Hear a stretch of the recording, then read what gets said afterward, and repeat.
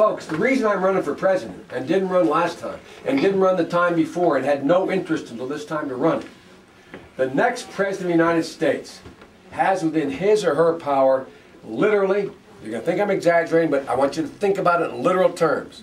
I will be able to change the world. Change the direction of the world. That is not hyperbole. The next president has within his or her power to change the direction of the world. Folks, if we don't elect a president who knows more than his advisors, who is, not a joke, I'm talking about Democrats too, who is smarter than his advisors. I've been around, as I said, ladies and gentlemen, the only time a president is prepared to take bold action is when he or she is certain that he or she is not just relying on advice, but intuitively and intellectually knows it, believes it, and understands it. That's the only time it ever happens. The only time it ever happens. And ladies and gentlemen, I must admit to you, I have thought a lot more about how to be president and how to get elected president. I'm trying to rectify that. But I have. I wish you would. But all kidding aside, that's a good point. Unlike any time in the lifetime of anybody in this room, and the reason I'm talking so loudly is because the people in the other room there. The reason, unlike any other time, think of this in just literal terms.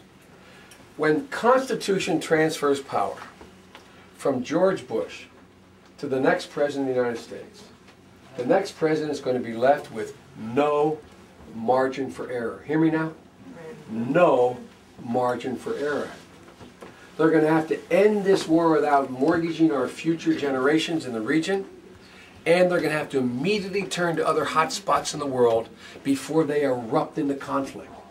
Ladies and gentlemen, there's a causal relationship to the stupidity that this administration is engaging in foreign policy. And not many people are connecting the dots. People say, well, India looks like they're already backing off the nuclear deal. Why? Surprise, surprise. Why? They look at us and think we're losing Afghanistan. We lose Afghanistan, they think Pakistan's gone. Pakistan goes, they start testing. They don't want to sign on an agreement they won't test. All of a sudden, everybody's saying, God, look at Putin, he's becoming totalitarian. He is. The whole country's moving that way. They say, why don't we do anything? You know why? We have no credibility in Europe. Yeah. Were I president of the United States, I'd be able to rally Europe, because the only way you're going to be able to get any pressure on Putin is with the entire West united. So we're paying a gigantic price, and we will pay an even bigger price. An even bigger price if we elect someone who doesn't already know what their foreign policy is, who doesn't already know what they're going to do, why they're going to do it, and how they're going to do it. The single greatest responsibility I will have as your president is trying to regain the respect of the world. There's an old story that's true.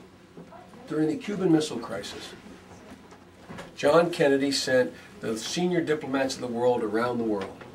He contacted Dean Acheson, the former Secretary of State, and he asked him to go meet with Charles de Gaulle to lay out clearly why this could end up in a war. He sat with de Gaulle, as the story goes, and historically verified, and he laid out, Acheson did, why we had to take this very, very drastic action. And then he leaned down with a big valise with all of the satellite reconnaissance photos and said, Mr. President, let me show you proof. And de Gaulle put his hand up and said, there is no need. I know John Kennedy, and I know he would never mislead me on a matter of war. Name me one nation in the world. Name me one nation in the world that the President of the United States could say that to today. And name me, with my humble opinion, you have an obligation as informed Democrats to ask yourself, who among us in both parties has the best chance to be able to say to a world leader, this is what I think, and them think that there's some reason and rational basis for it. We don't have much time. We don't have much time, because this child generation, if we blow North Korea, the peninsula will become a nuclear power. Mark my words, Japan will be a nuclear power and armed within 12 months. Watch what happens in China. They will go from 18 to 888 ICBMs. You will watch Pakistan respond because India will have responded to Pakistan. And I guarantee you, not just Iran, Saudi Arabia, Egypt, Brazil, Argentina, Venezuela will all seek and gain nuclear weapons. Watch. There is a lot at stake, but there's so much promise. If you ever wanted to be president, this is the time to be president. I mean it. No person will have as much of a chance to affect events in the world since Franklin Roosevelt.